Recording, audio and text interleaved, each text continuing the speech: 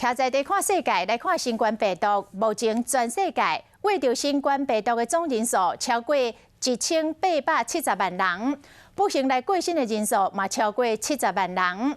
若根据过去2礼拜的数字，讲全世界每15秒都有一个人因为着新冠病毒来死亡。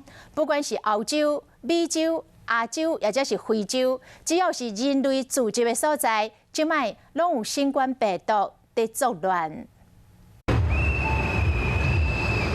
暗时，巴西圣保罗的街路遮侪车拢伫西倒退，安尼做的目的是为了要悼念当地新型冠状病毒的死者。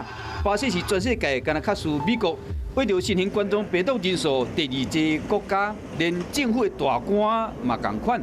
除了总统洪堡拢为着，连内阁嘛有3分之1的部长去为着病。拿来讲美国用混乱来形容各州抗疫的情形，真正是差不多尔。连总统川普嘛继续伫乌白讲。